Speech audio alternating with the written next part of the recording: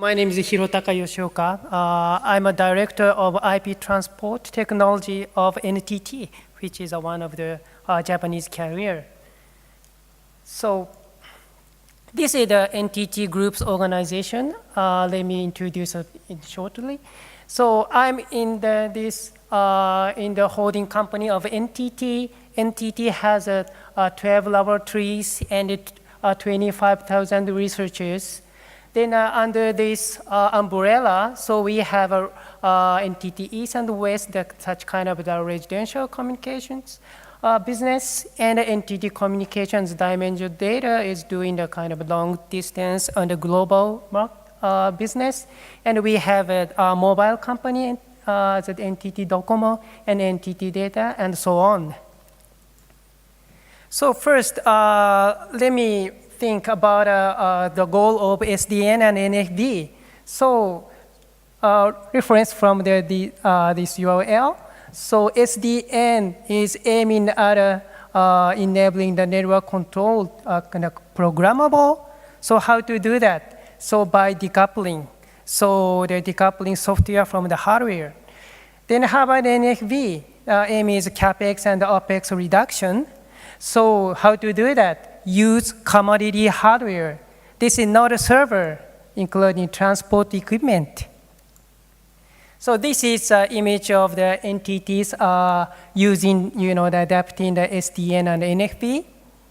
Now in entities, network has many equipments as a big set, this kind of a big router for the edge router and the core router for the backbone.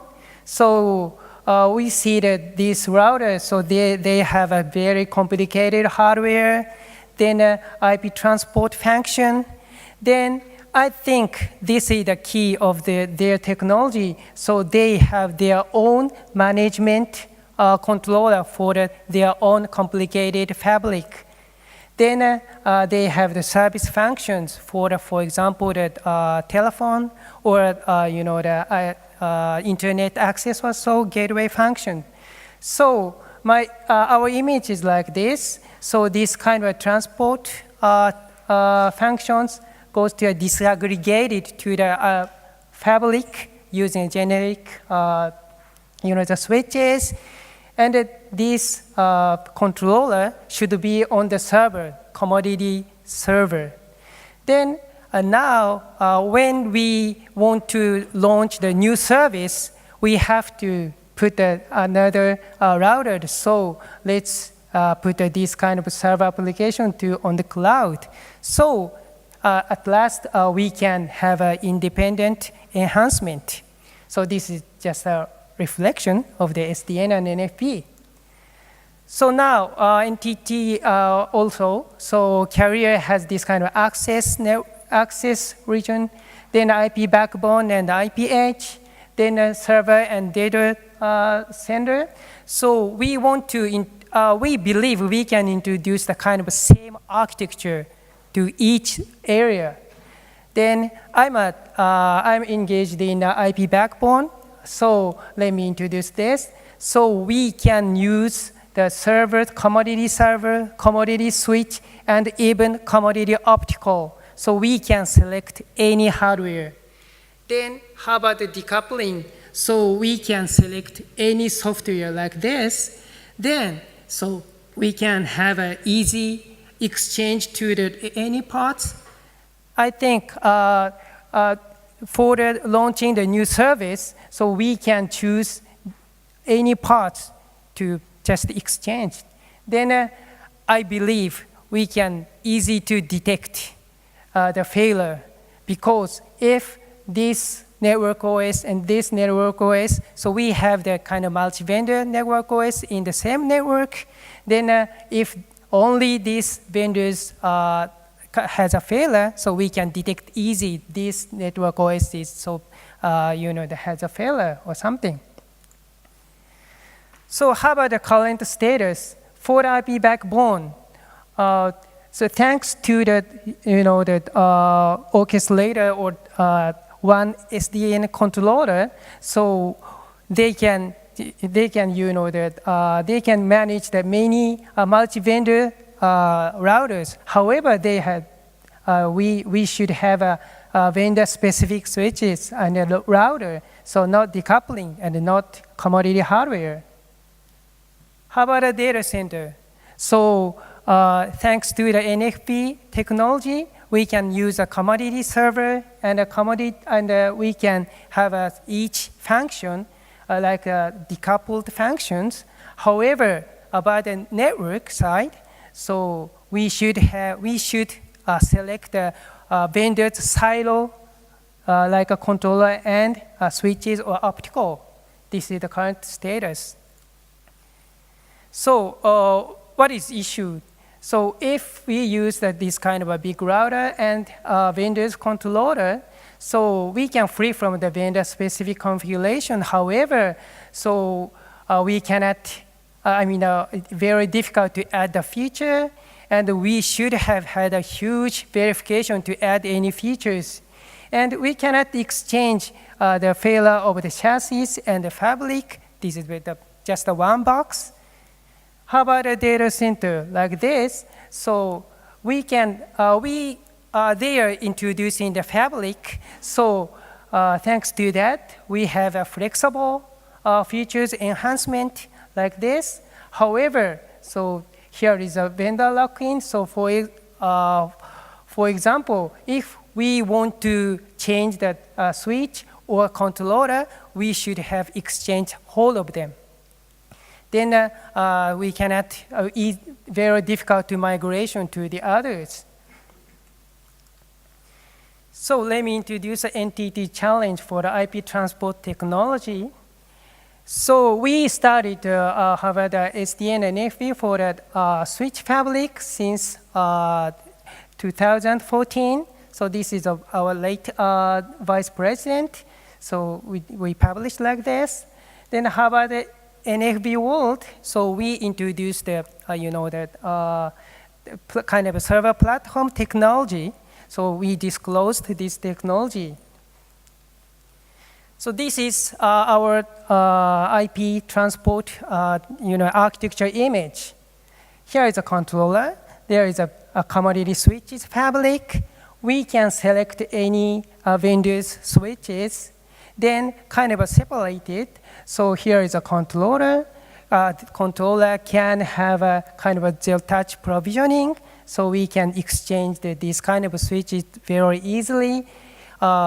Even we can change the other vendor's switches like this, or monitoring the traffic flow or something. Here must be the very independent. Then this is a key point for us. So we have the C-plane. This is a network function on the switches. So we can have the autonomous control. Then even the controller is kind of had a failure, so we can continue the service. Really, actually, now we have that traditional SDN, the solution, and deployed this kind of a technology to the commercial network. However, now we have the extreme concentrated controllers, so we are really suffer from that. So let me explain about this. If we have a transport management and the C-plane functions on the server, so this is a very tight coupling. Then, so for just hardware failure, they can very easy to recover. However, sometimes we have the software failure or misoperation. In that case, we cannot avoid it. So we suffer from this kind of disruption. So now we introduce this kind of architecture to our experiment environment. So this is my lab. Then we have the 4 clusters like this. Then we are using the many new, the development and the new R&D. Then this year, so we have not only in Japan, but also the Kuala Lumpur, we have this kind of a clusters here. So we started, the 2 years ago. Actually, so this kind of a commodity switch and a white box switch is a kind of stable. So this is just a reference. We are using the kind of a vendor pizza box switch. And even we are using the white box with the vendor network OS. So first, we just show our requirement for the controller, how to manage this kind of a fabric. However, we realized very difficult to explain what kind of requirement we have. So we decided to make our own controller to show our requirement exactly. And also, we started to make our own network OS because we want this kind of the vendors to accelerate their development, like a vendor's pizza box. So I'll speak tomorrow about this. So next step.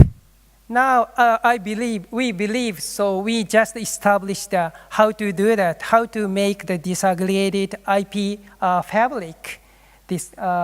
So now, this time, so we disaggregated to like this. This is a big and vendor-specific router. So this is almost ready. Just we need vendors who will provide more such kind of features. Then, so here is just a big and a vendor-specific optical. Is this a best fitting? Maybe we don't think so. So, excuse me. Then, I think so. We need a more open integration solution. So not only the IP, but also this kind of optical. So let's see the current status. So thanks to this kind of a community, OCP or TIP or ONF, so we can have this kind of, for example, white box converging IP and optical. This is our colleague already explained the last session. Then the TI and the other simulation tools. And about ONF, this kind of a multi-vendor transponder was shown. So we can use this kind of technology to integrate. So this is an image of our approach. So this is a big router. Not only the disaggregated big router, but also we disaggregate these optical. Then, so like this, so we can avoid vendor lock-in. We can select multi-vendor. However, so we really suffer from the tough operation because there is many equipments. So maybe I believe almost of all carriers dislike it. So we need a controller. So we integrate these kind of disaggregated parts, but also converge IP and optical. I think we should do that. We should do it at the same time. So this is a kind of an example image of the converge IP and optical. So if we introduce the disaggregated and integrated IP function like this, so we can provide a very scalable and flexible architecture. Then here is a big specific optical. We can share many service networks to this box and the optical lines. This is also okay. However, I think in some case, so we need this kind of use case. So for example, that we want one service wants to use this line alone, so we can choose this kind of IP switch with optical, transponder like this. Then we can start a very small start for the service. then we can make it very flexible. This is one example. How about IP and optical conversion? We have other discussion items. So for example, a very complicated structure. So optical used by the various IP services like this. So very complicated. Or for excessive redundancy, optical has a redundancy, IP has a redundancy. It is too much or so. We want to control. So I believe we can solve this problem in this architecture. So the other, we have the unexpected delay. So for example, the frequent electric and optical transforming or so. Okay, so let me say about a conclusion. So now we think technology of IP disaggregation is almost ready. So really now we need vendors providing the products. So commodity hardware, especially network OS, we are talking with them actually to to accelerate their activity. Maybe NTT's requirement is not enough, so we want an ecosystem. So we wanted a kind of an open recipe, how to converge IP and optical, and how to integrate their disaggregated technology. So today, I cannot say more. However, so we can say this kind of a direction in very near future. So we need the other partners. I think that many carriers and including NTT show kind of a common recipe how to make this kind of architecture. Then I believe we can accelerate this kind of architecture with many vendors. Thank you very much. Thank you very much.